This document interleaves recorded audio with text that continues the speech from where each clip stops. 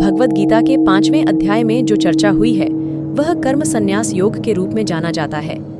यह अध्याय भगवान श्री कृष्ण द्वारा अर्जुन को कर्म और भगवत सेवा के महत्व के बारे में शिक्षा देने के रूप में अत्यंत महत्वपूर्ण है। यहाँ मैं इस अध्याय की मुख्य बातें और सीखने को उपस्थित करने का प्रयास करूंगा। कर्म और कर्मफल। यह अध्याय कर्म के महत्व को बताता है और कर्मफल से अलग होने की महत्वपूर्ण बात दर्ज करता है। अर्जुन भगवान के सामने अपने कर्म करने से हिचकिचाते हैं और भगवान उन्हें यह सिखाते हैं कि कर्म करना अत्यंत महत्वपूर्ण है, परंतु हमें उसके फलों का आसक्त नहीं होना चाहिए। कर्म फल का त्याग। भगवान श्री कृष्ण कहते हैं कि हमें कर्म फल का आसक्त नहीं होना चाहिए, यानी कि हमें अपने कर्मों को इस उम्मीद के साथ नहीं करना चाहिए कि हम कुछ खास फल पाएंगे। इसकी बजाय हमें अपने कर्मों को ईश्वर की सेवा में करना चाहिए, बिना किसी आसक्ति के। भगवत सेवा। इस अध्याय में भगवत सेवा के महत्व को बताया गया है। भगवान के प्रति प्रेम और उनकी सेवा का आदर्श देने का प्रयास किया गया है। यहाँ भगवान की सेवा को भक्ति के साथ करने के महत्व को भी बताया गया है। संन्यास और त्याग। इस अध्याय में संन्यास और त्याग के महत्व को भी विवरण दिया गया है। यहाँ भगवान श्री कृष्ण ने यह सिखाया कि हमें सन्यासी बनने की आवश्यकता नहीं है, बल्कि हमें कर्मों को ईश्वर के लिए करना चाहिए और उनके लिए समर्पित रहना चाहिए।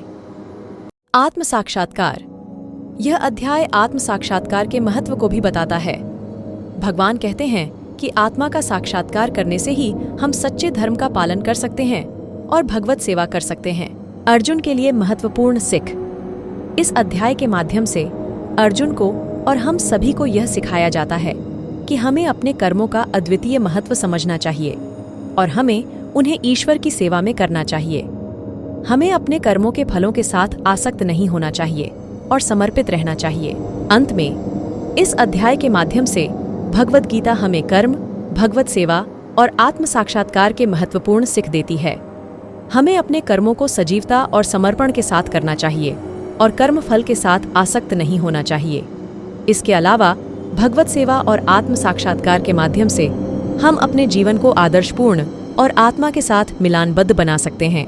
इस अध्याय से हमें यह सीखने को मिलता है कि हमारे कर्म हमारे जीवन का महत्वपूर्ण हिस्सा है और हमें उन्हें सजीवता और समर्पण के साथ करना चाहिए, बिना किसी आसक्ति के।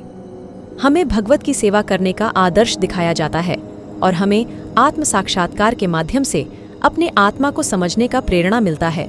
इस अध्याय से हमें यह सीखने को मिलता है कि हमें अपने कर्मों को ईश्वर की सेवा में करना चाहिए और उनके फलों के साथ आसक्त नहीं होना चाहिए। यह हमें आदर्शपूर्ण और धार्मिक जीवन जीने का मार्ग दिखाता है। इस अध्याय के माध्यम से हमें यह सीखने को मिलता है कि हमारे कर्म हमारे जीवन का महत्वपूर्ण हिस्सा है और हमें उन्हें सजीवता और समर्पण के साथ करना चाहिए, बिना किसी आसक्ति के। हमें भगवत की सेवा करने का आदर्श दिखाया जाता है और हमें आत्म साक्षात्कार के माध्यम से अपने आत्मा को समझने का प्रेरणा मिलता है। इस अध्याय के माध्यम से हमें यह सीखने को मिलता है कि हमें अपने कर्मों को ईश्वर की सेवा में करना चाहिए और उनके फलों के साथ आसक्त नहीं होना चाहिए। यह हमें आदर्शपूर्ण और धार्मिक जीवन जीने का मार्ग दिखाता है। कुल मिलाकर इस अध्याय के माध्यम से हमें कर्म के महत्व को समझाया गया है और हमें यह सिखाया गया है कि हमें अपने कर्मों को ईश्वर की सेवा में करना चाहिए और उनके फलों के साथ आसक्त नहीं होना चाहिए।